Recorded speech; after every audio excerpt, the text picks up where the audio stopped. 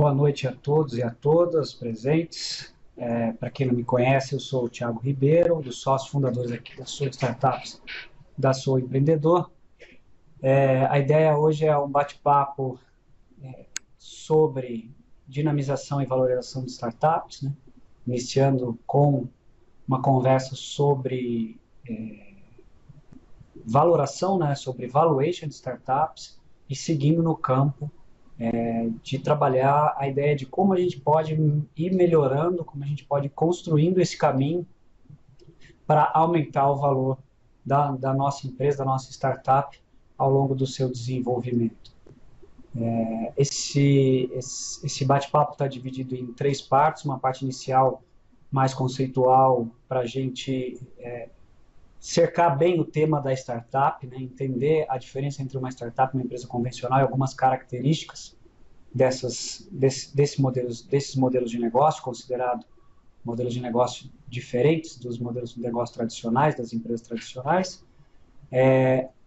Depois a gente vai para discutir um pouco sobre valoração, sobre valuation de startups, e no fim a gente entra num caminho de como a gente pode, então, desenvolver melhor a nossa startup.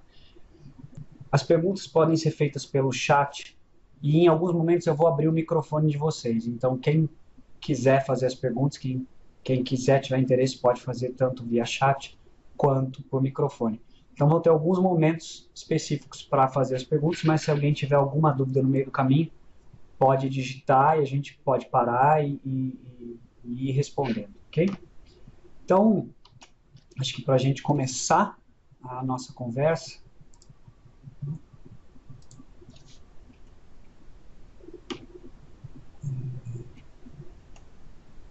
então, acho que o primeiro ponto aqui para nós nos entendermos, começar a nos entender o que diferencia, né, uma empresa tradicional de uma startup, ou se há uma diferença clara ou não.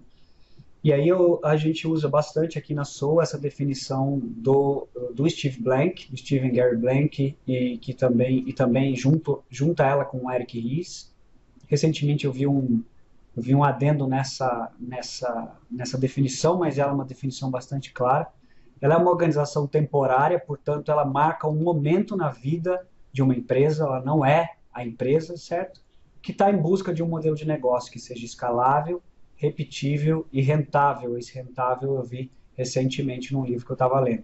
Num ambiente de extrema incerteza, essa é a contribuição do Eric Ries para a definição, certo? O que é uma startup. Então, ela é uma organização temporária, ela está dentro, ela está circunscrita a um momento da vida. E o que é, né, um modelo de negócios escalável? O que um modelo de negócio de uma startup pode ser considerado um pouco diferente dos modelos de negócio tradicionais? O que faz com que uma startup possa crescer mais rápido do que uma empresa tradicional? É o que a gente chama de escalabilidade, quer dizer, a capacidade da startup crescer sem que a sua estrutura de custos acompanhe esse crescimento como acontece nas empresas tradicionais. Ou seja, é uma empresa cuja estrutura de custos é muito mais predominam os custos fixos, há poucos custos variáveis na estrutura de custos. Então, é uma empresa que tem uma alavancagem operacional muito grande, certo? Uma empresa de software, vamos lá, uma empresa de software que vende o software como serviço, uma empresa SaaS hoje, né, Software as a Service, um software na nuvem, ela tem como estrutura de custos dela, basicamente, o desenvolvimento desse software, marketing e vendas. Portanto, cada venda dela representa, basicamente, um acréscimo de contribuição para o pagamento desses custos fixos.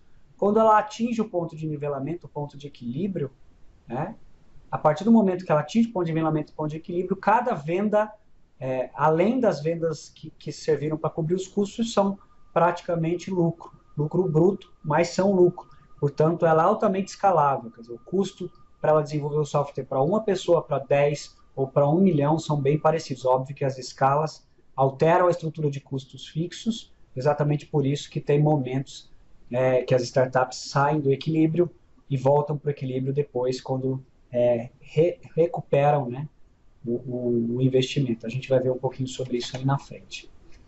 Então, uma startup, ela tem, né, se a gente pegar essa curva de maturidade, introdução, crescimento, maturidade, declínio de um produto, né, a gente vai ver, vai encontrar que a startup ela está nesse momento da introdução e do crescimento. Né?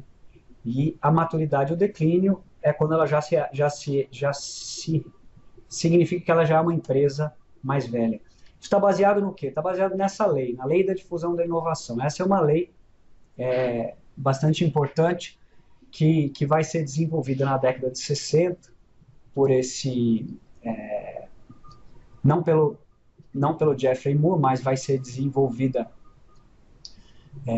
na década de 60. O Geoffrey Moore vai aperfeiçoar essa lei nos anos 90, né, através dessa ideia do abismo que ele vai inserir. Mas o Everett Rogers, então, na década de 60, que vai desenhar essa curva baseada em estudos que ele está fazendo da economia agrícola, da sociologia rural, na verdade, nos Estados Unidos, e vai perceber que há uma relação entre tempo, né, e adoção de uma inovação, né, que vai se difundir ao longo do tempo dentro de um sistema, de uma sociedade, dentro de um conjunto de pessoas, e que você tem, então, 2,5% dos adotantes iniciais, 2,5% de inovadores, 13,5% de adotantes iniciais. Depois você tem o mercado principal, que é formado pela maioria inicial e pela maioria final, que a gente chama aqui no Brasil, a gente fala de conservadores e pragmáticos e conservadores. Primeiro grupo de pragmáticos, segundo grupo de conservadores, e os últimos são os laggards, são aqueles que não vão adotar por diversas razões. A lei da difusão da inovação, então, ela vai dizer para a gente que uma inovação, né, existe, então, para nós, uma inovação, que pode ser uma ideia, um conhecimento, um produto ou serviço, que a gente usa como unidade de análise. Os adotantes, né, que são indivíduos, empresas, famílias, etc. Os canais de comunicação por qual essa adoção é difundida, entre uma unidade e outra, o tempo como fator necessário para isso, e o meio, o sistema que influencia a adoção ou bloqueia a difusão. Então, quando a gente olha para os elementos, né, para os 5 elementos da lei de difusão da inovação, basicamente os elementos que nós vamos ter que utilizar para fazer a nossa startup tracionar, gerar receitas e crescer. Então, a curva, né, quando você, olhando para cá, né, quando a gente consegue chegar, né, atravessar esse abismo, o que acontece com a curva é exatamente isso aqui. Você atravessou o abismo, há um momento de grande crescimento, rápido crescimento, é esse momento de rápido crescimento que as startups buscam. Só que elas precisam de dinheiro nos momentos iniciais, onde a vida dela é mais complicada. É importante a gente entender que para esse crescimento acontecer, tem todo um processo de marketing e vendas que estão envolvidos. Aqui eu comparei três funis diferentes. Um está, na verdade, o primeiro do canto esquerdo aqui, está mostrando as fases, as etapas, né, da jornada de compra de todas as pessoas, a jornada de aprendizado e descoberta, a parte de reconhecimento do problema, a consideração da solução e a decisão de compra. Esse aqui é um funil de inbound tradicional, onde você atrai visitantes, converte ele em leads, se relaciona com esses leads, converte eles em oportunidades e vende para eles, eles se tornam nossos clientes. E esse último funil é um funil tradicional de software como serviço, de aplicativos, criado pelo Dave McClurry, da 500 Startups, que ele vai falar que você tem uma primeira fase de aquisição, uma segunda fase de ativação, retenção, referral, que é quando a pessoa acha a sua solução legal e ela compartilha, e depois de receitas, revenue. Então, são as métricas AARRR. Né? Então, uma coisa... É só para a gente entender, então, que para que cada uma daqueles adotantes, eles vão passar todos, cada um de uma certa forma, por dentro desses funis para que a gente tenha. Então, normalmente, o que acontece? Nós planejamos algo e o que acontece na prática não é necessariamente aquilo, é muito diferente do que nós planejamos. E aí, a gente quer acelerar esse processo. Né? A gente quer acelerar esse processo de testes, validações, entendimento sobre como a gente traciona, como a gente faz. Isso representa investimentos pesados em marketing e vendas, em alguns casos de desenvolvimento de produto, e é exatamente por isso que a gente vai buscar investimentos na startup, né? A startup, ela tem essa característica, portanto, de ter uma estrutura de custos mais ou menos rígida, e esses custos costumam vir na frente dos processos, porque você investe em desenvolvimento, depois você investe em marketing e vendas antes de ter clientes. Portanto, essa é uma necessidade premente das startups que precisam crescer, buscar investimentos. E sempre que a gente vai buscar um investimento, tem um trade-off. Na economia a gente usa bastante esse termo, né? Trade-off, que é assim, eu troco, mas eu perco algo nessa troca, né? Eu vou ganhar algo, mas eu posso perder algo nessa troca. E o que eu troco? Quando eu vou buscar dinheiro no mercado, né? E a pergunta que fica é, você prefere ser rei ou ficar rico? Ou seja, que os investidores vão fazer para a gente, né? Porque os investidores estão interessados em tirar o máximo que eles podem da gente, e a gente está interessado em tirar o máximo que a gente pode deles, mas quando eles nos emprestam dinheiro, quando eles nos financiam, eles tiram da gente a coroa, eles se tornam uma espécie de nosso chefe, e a gente passa a prestar contas para essas pessoas. Então, muita gente avalia que é melhor ter um pouco de muito do que ser dono de nada, né? Mas a questão que eu acho que a gente precisa pensar é como é que eu consigo alavancar meu negócio, né, financeiramente, conseguir os investimentos necessários para que ele cresça, sem que necessariamente eu perca meu trono ou que eu perca participação demais, né, no meu negócio. E aí que vem a discussão de valuation. Quer dizer, valuation basicamente é aonde você negocia essa troca entre as partes, né? Eu preciso de dinheiro e eu tenho algo que, em caso, pode gerar esse dinheiro. Ou seja, a minha startup é como essa caixinha aí. Eu coloco R$1 de um lado, sai 2, 3, até R$10 do outro lado, e é exatamente atrás disso que os investidores estão. Maneiras de multiplicar o patrimônio, maneiras de fazer com que o investimento dele tenha um retorno grande ao longo do tempo. Aqui no Brasil eles falam em 10 vezes o valor investido em 5 anos, que dá mais ou menos uma taxa de 30% de lucro ao ano, que é uma taxa espetacular para qualquer padrão. Então, a pergunta é, você me empresta, né? Você pede, me empresta tanto que eu te devolvo um percentual do que vai sair da minha caixinha. E esse percentual que a gente está falando, que a gente está chamando de equity, que a gente está chamando de participação do investidor. A pergunta principal é, quanto dinheiro por qual percentual da minha empresa? Essa sempre é a dúvida e é sempre o problema.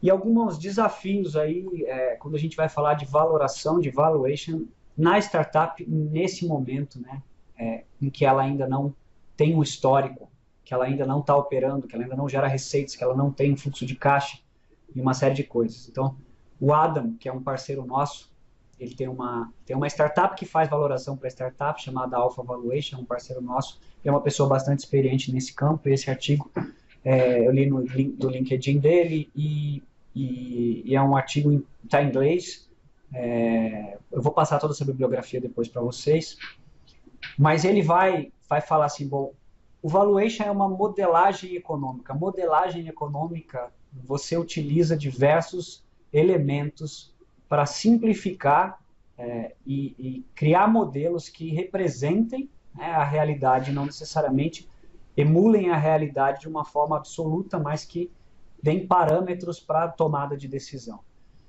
E aí algumas perguntas que ele coloca. Como lidar com a ausência de um histórico e dados financeiros? Como lidar com a volatilidade dos elementos durante as fases de crescimento? Se uma startup está pivotando o tempo todo, como é que eu sei? Como é que eu modelo isso? Como lidar com as altas taxas de queima de capital, burn rate, né? E fluxos de caixas negativos que vão acontecer no período? Como eu vou prever os investimentos necessários se eu não tenho exatamente um mapa de como fazer isso? Como eu vou lidar com a falta de diversificação desse portfólio? Aí tem dois sentidos pela minha leitura. Um sentido de que você, quando tem uma startup, normalmente tem um produto só, portanto, se der certo ou der errado, você dançou, não existe nada.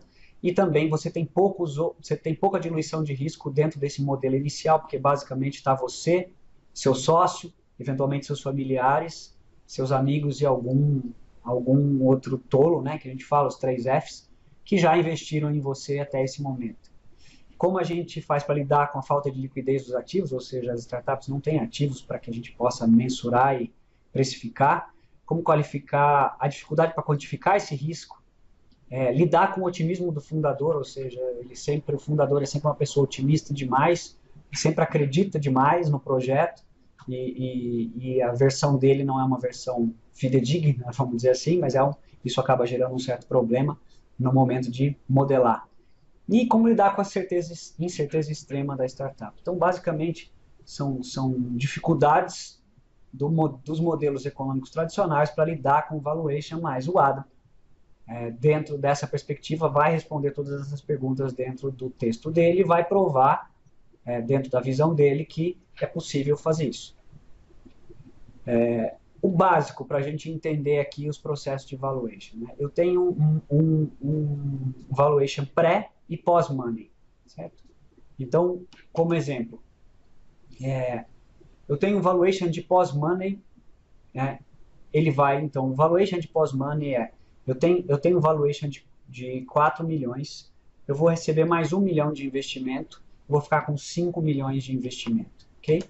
Então, a participação do investidor, nesse caso, vai ser de 20%, que é a quinta parte dos 5 milhões. Então, quando você sempre acresce primeiro o valor investido para depois você fazer o cálculo de qual é o percentual do valor que vai ficar para o investidor.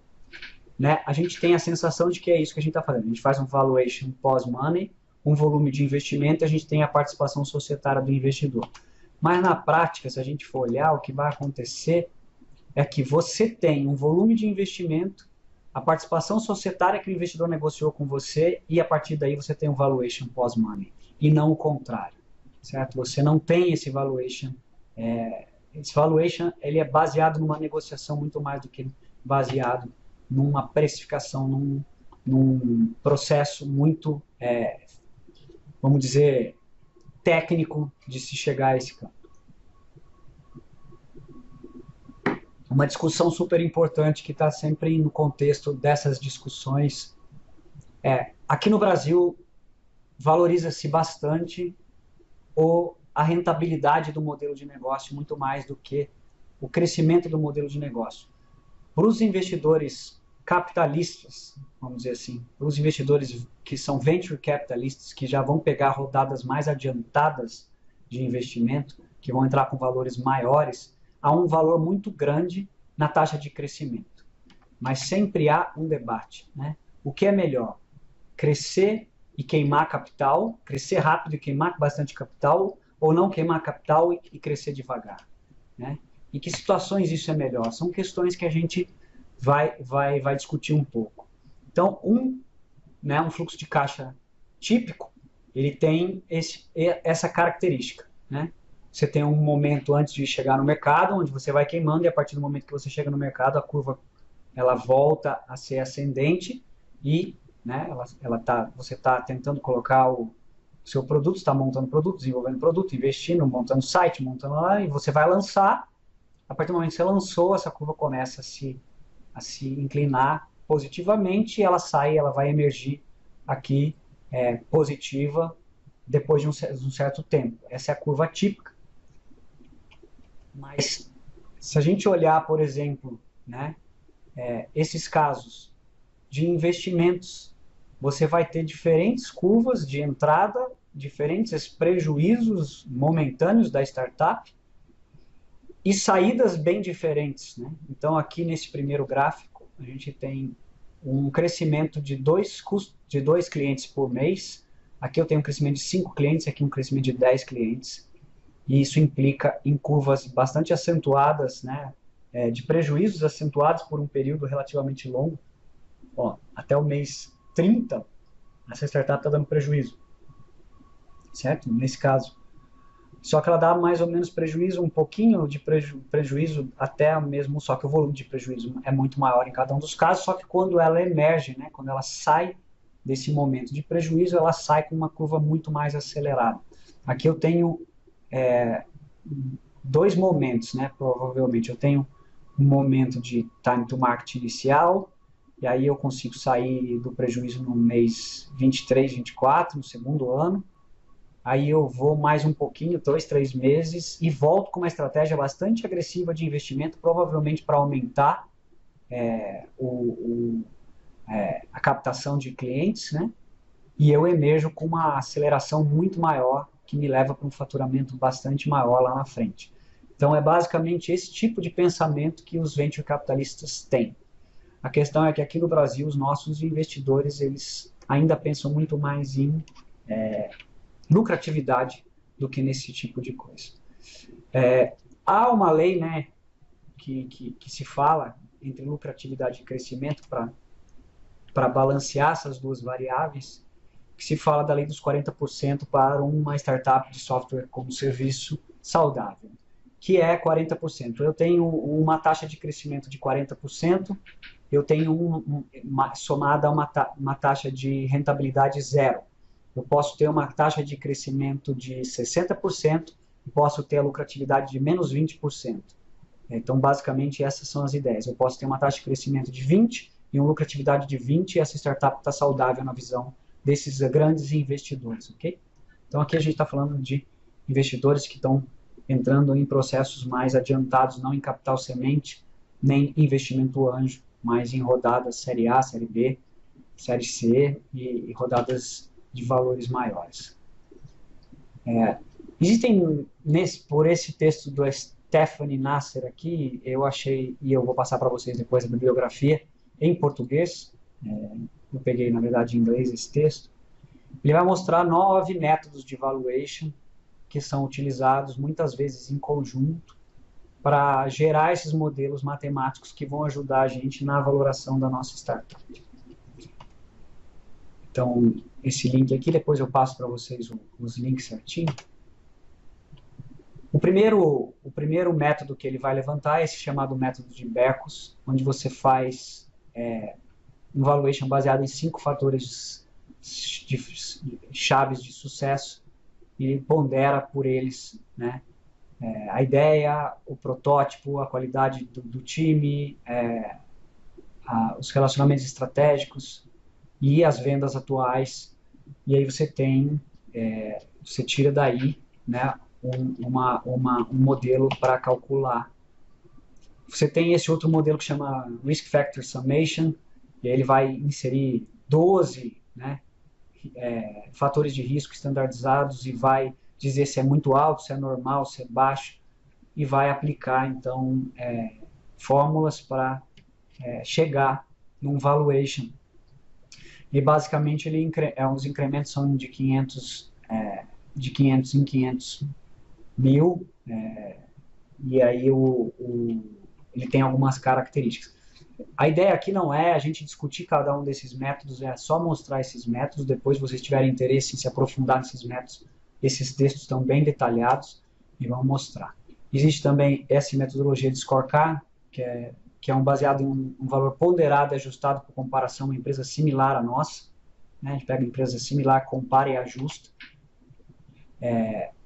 Também essa aqui de Comparable Transactions, que também compara transações, a gente baliza em uma regra, né, de um KPI de uma empresa similar. A gente faz basicamente se a empresa X vale tanto, a nossa vale tanto, com base em um indicador-chave de sucesso para nós. Essas próximas duas, o valor do livro, né, e o valor de liquidação, são valores que são os mais baixos nas startups, não são usados em startups, exatamente porque startups não têm ativos tangíveis, né?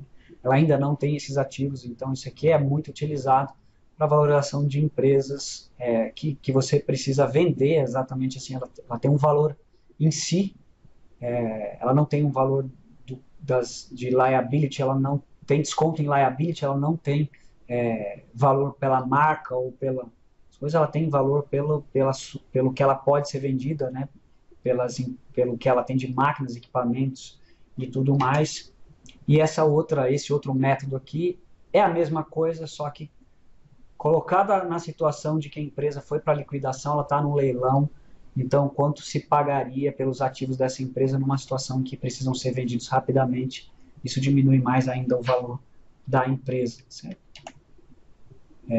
Esse é o mais tradicional, esse basicamente é algo que é, de fato, né, uma valoração de um ativo financeiro, que é o fluxo de caixa descontado. Você projeta o seu fluxo de caixa futuro, desconta uma taxa de rentabilidade mínima aceitável para você, uma taxa média de atratividade, baseada numa taxa de oportunidade que você tem, né?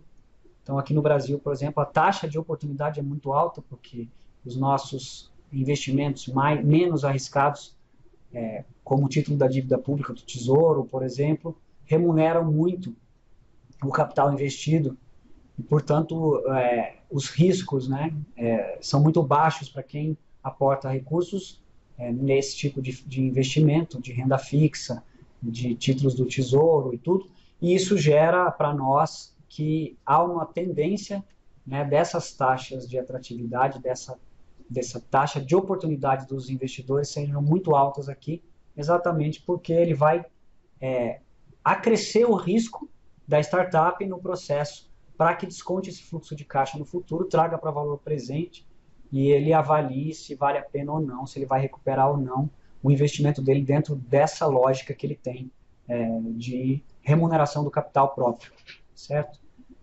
Esse é o melhor método, esse é o método que se faz utilizando para as empresas tradicionais, porque na verdade você tem um histórico, você projeta ele para frente, ceteris paribus normalmente, ou se coloca algumas variáveis no caminho para ajustar, mas basicamente esse é o melhor, mas esse é o mais difícil de fazer com a startup, porque a startup não tem um fluxo de caixa. Muitas vezes se mistura com esse First Chicago, que na verdade você pega cenários diferentes, né, projeta cenários diferentes, pondera pela probabilidade de cada cenário acontecer e chega num modelo que pode ser funcional aí para determinar o valor. E o capital, ele normalmente baseia o valuation no ROI esperado por ele. Então, é aquilo que a gente estava falando. A discussão, né? A discussão de valuation de startup é uma discussão que envolve valor e preço. Nós não estamos, na verdade, aqui falando de valor de um ativo ou a capacidade de um ativo real, né, de um ativo de gerar fluxos de caixa positivos no futuro, mas de uma oportunidade de negócio que pode entregar aquilo ou não, e que há um risco muito grande nesses processos. Portanto, sempre que você está conversando com um investidor, ele está avaliando grandemente o risco que ele tem de perder todo esse dinheiro que ele tem, né? Então, a discussão sobre preço, não é sobre valor, né? O preço é o que você paga, o valor que você leva, segundo Warren Buffett. Quer dizer, o valor você vai descobrir no futuro, mas é o preço que você está discutindo. Se ele acha que vale a pena ele colocar 50 mil, 100 mil, 200 mil para retornar 10 vezes esse valor em 5 anos, e ele acha que para ele retornar esse valor ele precisa ter 20% da sua startup, é isso que ele vai negociar. E você, por sua vez, vai tentar negociar. Então, os recursos que você precisa, e aí é muito importante, certo? Qual o valuation ótimo? É aquele que permite conseguir os recursos que você precisa, realmente precisa, para alavancar o projeto, sem diluir demais a participação que você tem no negócio. Então, é uma negociação. E é uma negociação que precisa ser muito bem feita. E para ser bem feita, você precisa ter muita clareza do dinheiro que você precisa, certo? E para que você vai usar esse dinheiro? Tem os números mágicos de 1 milhão que a gente vê borbulhando por aí. Toda hora tem 1 milhão. 1 milhão, eu preciso de 1 milhão para fazer isso. Eu preciso de 1 milhão para fazer aquilo. Mas 1 milhão para fazer o quê? E esse 1 milhão é suficiente? Às vezes ele não é suficiente. Se não for suficiente, você vai diluir sua startup, não vai conseguir alavancar e vai ter que arrumar mais investimento. Vai ficar mais difícil você conseguir. Você vai diluir ainda mais sua startup. Portanto, tem que tomar bastante cuidado. Acho que essa é uma das partes fundamentais aqui desse início da nossa discussão, certo? Então, um valuation ótimo é aquele que vai permitir que você consiga os recursos necessários para alavancar o projeto sem diluir demais a participação dos sócios fundadores no processo. Então, de quanto você realmente precisa e de quanto da sua empresa você está disposto a abrir mão por essa quantia, certo? Essa é a discussão que vai permear tudo daqui para frente. A gente pode abrir para perguntas agora, se alguém tiver nossa apresentação. Vamos entrar Então, assim, qual é o ponto-chave dessa discussão? O que aumenta o preço de uma startup? Ou como você pode melhorar a situação de barganha com os investidores? Né? De que forma você melhora a capacidade que você tem de negociar menos participação deles por mais dinheiro para o seu negócio, certo? A gente precisa buscar o equilíbrio, certo? A gente precisa ter um negócio que seja atrativo para os nossos segmentos de clientes. A gente precisa provar para o investidor que nós temos capacidade técnica para executar o que está planejado e temos que demonstrar tração, ou seja, que o negócio se mostre economicamente viável, que há, de fato, clientes interessados pagando um preço que pode levar a startup para o equilíbrio dependendo do volume de vendas nesse processo. Então, nós precisamos ter clareza de que mostrar, quanto mais elementos nós mostrarmos relacionados a isso, né, que as pessoas estão usando a nossa solução, estão gostando da nossa solução, que elas estão pagando por ela, e que nós temos condições de seguir no desenvolvimento e vamos entregar uma solução final que realmente vai ser adequada para aquele mercado e para poder fazer a nossa startup crescer, mais poder de barganha nós temos no trato com o nosso investidor. Vou mostrar 3 visões diferentes aqui. A primeira visão, a visão sua, do empreendedor, certo? Eu chamo de Dream Fit, o sonho do empreendedor. Quer dizer, ele sonha, e aí se a gente olhar para esse Lean Canvas aqui, né, onde a gente tem o problema, a solução, as métricas chaves, os custos, o problema, a solução, as métricas chaves, a estrutura de custo, os fluxos de receita, a gente tem algumas diferenças com o Canvas tradicional, né? O Unique Value Proposition, a proposição única de valor, a vantagem justa, Unfair Advantage, os canais de aquisição e os nossos segmentos de clientes. Quem são os nossos adotantes iniciais aqui? Quem são os competidores, as alternativas a nós? E o nível, o conceito do nosso negócio. Quando a gente olha para esse Lean Canvas, o coração do empreendedor bate aqui. Bate pela solução dele. Ele é apaixonado pelo que ele está fazendo, ele é apaixonado pela solução dele e ele acha que a solução dele é fantástica. O problema é que quando você vem para a visão do cliente é a visão se nós estamos de fato resolvendo o problema dele. Ele não está nem aí para a nossa solução. Ele está preocupado em resolver o problema dele. Então, ele vai se identificar com a sua proposta de valor, com o seu projeto, com o seu negócio. Ele vai verificar um benefício claro na sua proposição de valor para ele e ele vai avaliar o preço, certo? Então, basicamente, o coração do nosso cliente vai bater aí. Ele se identifica com um problema, ele tem o problema que a gente quer resolver, ele acha importante o benefício que nós estamos propondo para ele, a nossa proposta de valor, e ele acha o preço justo, portanto, ele paga e a gente desenvolve o nosso negócio. O investidor está preocupado com o quê? Está preocupado com o próximo estágio de desenvolvimento da startup. Ele está preocupado com o encaixe entre o produto e o mercado, o Product Market Fit, ou seja, nós estamos conseguindo tracionar o nosso negócio, estamos conseguindo fazer com que os nossos clientes comprem de novo e se mantenham pagando, né? Então ele vai olhar, primeiro, qual o tamanho desse mercado, o potencial desse mercado, primeiro ponto. Segundo ponto, qual é a defesa que a gente tem em relação aos nossos competidores, ou seja, o que nós fazemos hoje que não pode ser facilmente copiado no mercado, já que imagina que eu vou colocar 1, 2 milhões para investir no seu negócio e amanhã tem 2 startups que receberam 5 milhões fazendo a mesma coisa e elas vão atropelar a gente e a gente não vai ter chance nenhuma. Ele está olhando para margens, ele está olhando para rentabilidade também, como eu falei, mas principalmente ele está olhando para crescimento, para tração. Tração é o mais importante, as métricas-chave. Está vendendo, está conseguindo entregar, os nossos clientes estão comprando, é isso que importa para o nosso investidor. Okay? Então, tração sempre fala mais alto, independente de qualquer coisa. O importante é demonstrar que nós temos um produto, um serviço, uma startup que resolve um problema real, concreto, que existem clientes para essa solução, e que esse mercado tem um potencial grande. E o modelo de negócio que nós estamos desenvolvendo é escalável, ou seja, a estrutura de custos vai se descolar, né? Nossas receitas vão se descolar do nosso modelo de custos, gerando lucros extraordinários no processo, assim que a gente conseguir tracionar e fazer crescer, avançar o nosso negócio. Então, basicamente, esse é o ponto. E aí, como a gente faz esse caminho? Por onde a gente anda, que a gente faz, e quais são os passos que nós temos que dar para ir construindo, então, essa maior aderência, ou essa maior capacidade de barganha, ou de comprovação das ações que nós estamos fazendo a partir de métricas reais sobre o projeto. Então, como desenvolver negócio, o nosso negócio ganhar atração e aumentar a valoração, o valuation da nossa startup. Então, basicamente, a Sou Empreendedor e a Sou Startup juntas, elas compõem, né, um caminho que, na nossa visão, é um caminho que precisa ser seguido, ou que deve ser seguido, para que se atinja esses objetivos.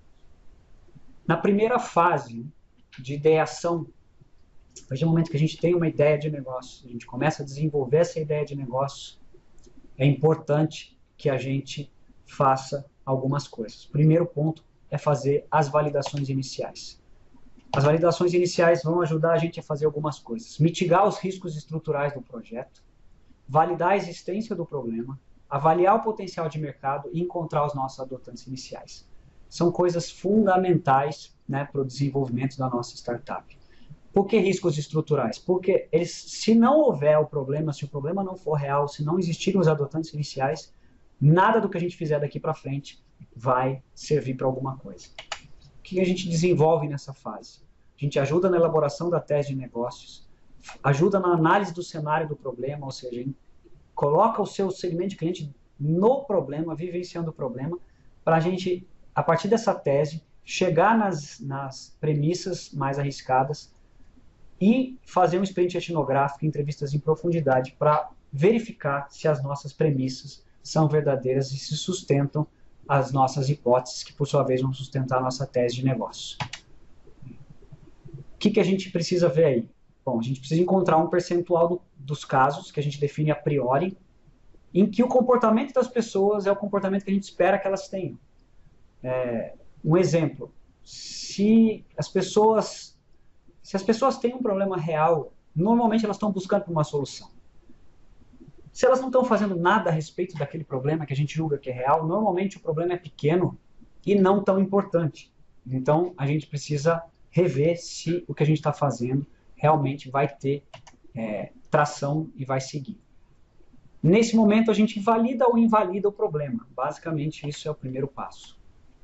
Na segunda fase, né, no segundo momento, a gente trabalha na estruturação estratégica, ou prepara a startup para o lançamento. Ou seja, a gente trabalha desenvolvendo um plano A, avaliando o esforço necessário para fazer essa implementação e dimensionando os riscos que a gente vai desenvolver. O artigo de hoje que eu publiquei, ainda não divulguei, ainda está no blog só, está falando sobre dimensionamento de riscos dos projetos. A gente vai fazer o quê? A gente vai entender o nosso mercado, vai voltar para o mercado, vai continuar pesquisando, entrevistando os nossos clientes, vai fazer o design da nossa solução, definir a nossa proposição de valor, os conceitos do negócio, o canvas do nosso negócio, né, o modelo de negócios, vai fazer um planejamento estratégico para entender assim, o que a gente precisa para fazer para implementar, qual é o plano que a gente vai ter de aquisição de clientes, qual é o plano de investimentos que eu vou precisar e qual é a análise, né, e fazer uma análise prévia de viabilidade econômica e financeira para entender se essa estrutura que eu estou pensando, ela para em pé ou não, certo? Essas são as atividades que a gente desenvolve. Quais são as métricas, né, que a gente avalia aqui? As tarefas concluídas no prazo, o entrosamento da equipe e as competências desenvolvidas no caminho. Nós estamos, ao mesmo tempo que nós estamos desenvolvendo uma ideia, nós estamos desenvolvendo a equipe para que ela possa se adequar a esse modelo mental diferente, que é o modelo mental necessário para desenvolver uma startup. Os nossos marcos do projeto um plano A e a análise de risco desse projeto, para daí, né, avaliando os riscos, o tamanho do esforço de implementação, o volume de investimentos necessário, define-se se vai ou não vai para a segunda fase de execução. Nessa segunda fase de execução entra a Sou Startups, e a Sou Startups pode financiar esses processos. Certo? Então, a parte de validações nós oferecemos gratuitamente. A parte de estruturação, de preparação para o lançamento é por serviço, nós vendemos, porque há muito risco ali, não faz sentido para a gente investir esforço, tempo e dinheiro, mesmo que seja uma participação grande, e não deve ser grande, não pode ser grande nesse momento, mas a partir do momento que a gente tem essa clareza do que pode ser feito, como vai ser feito, quais os custos que vão ser feito, é possível, desde que haja um casamento entre as teses de investimento dos nossos investidores com o projeto que vai ser desenvolvido e um interesse dos sócios da Soul Startups em fazer isso, a gente pode fazer isso de graça.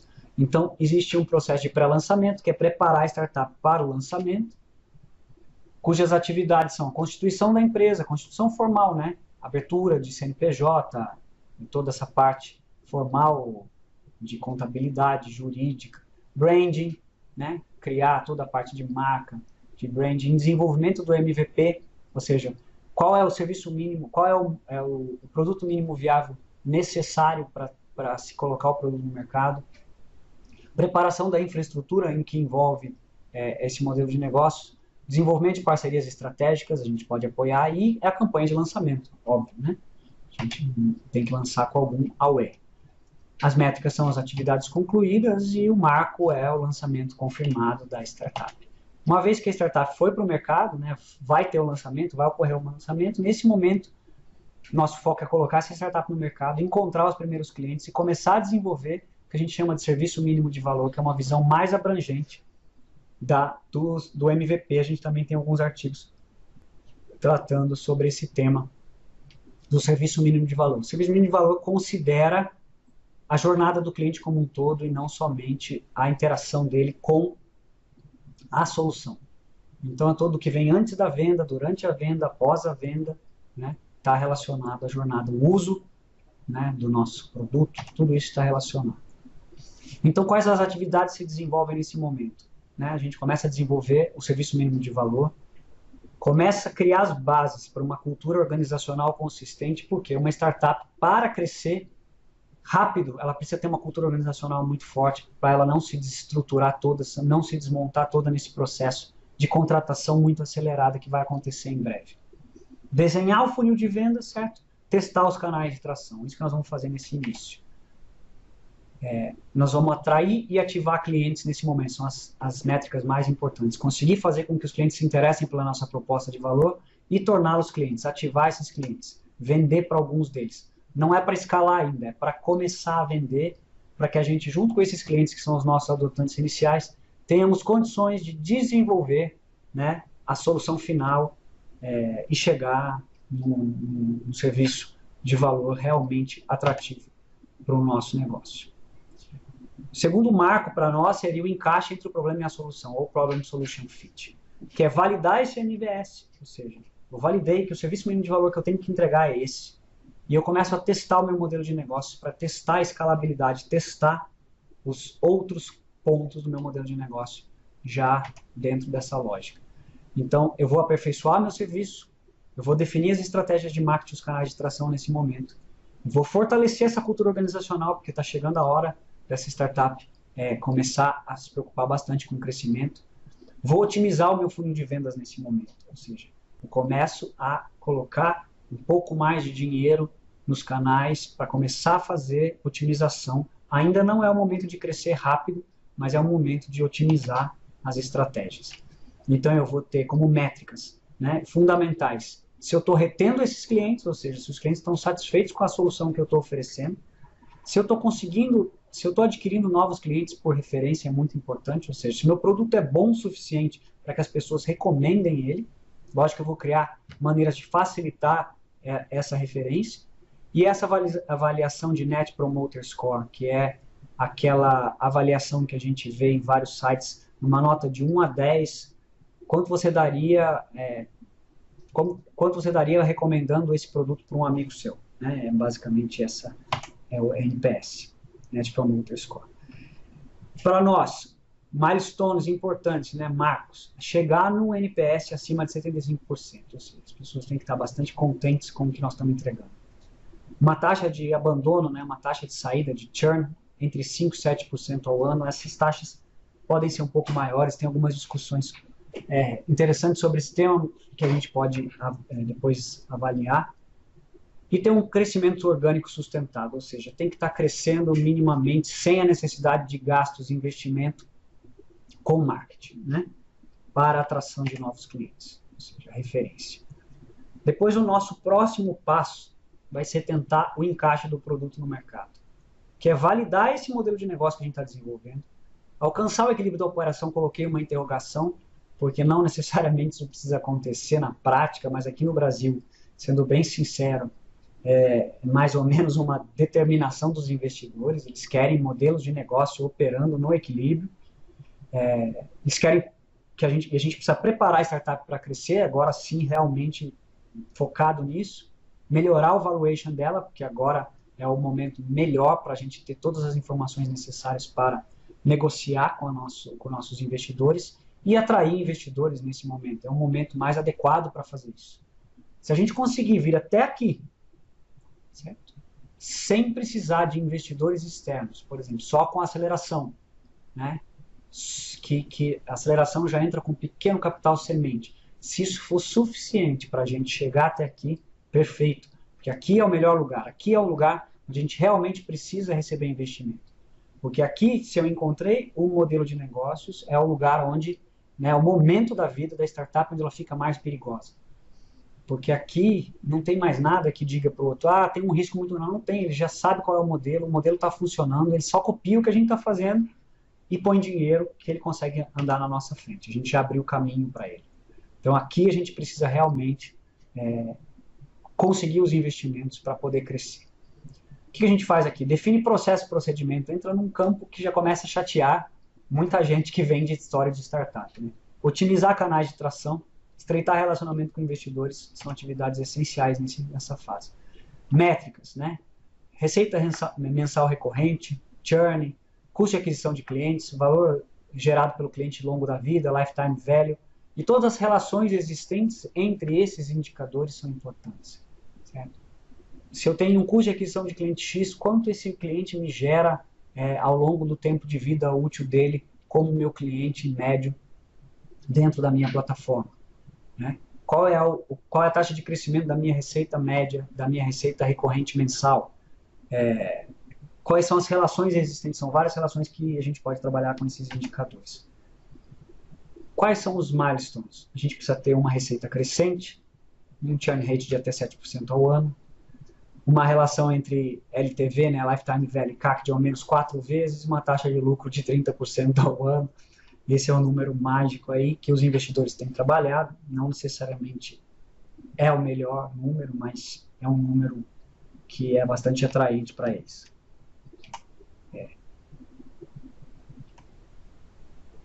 Encerrando, eu agradeço a todos.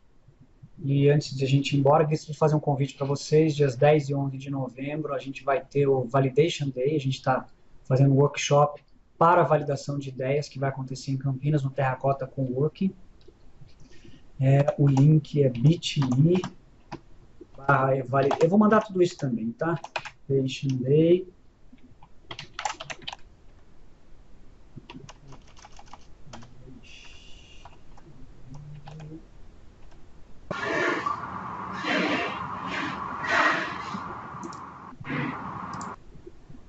Então, se alguém tiver alguma dúvida, senão a gente vai encerrando. Eu agradeço, então, a participação e vou encerrando, então, nosso webinar. Um abraço.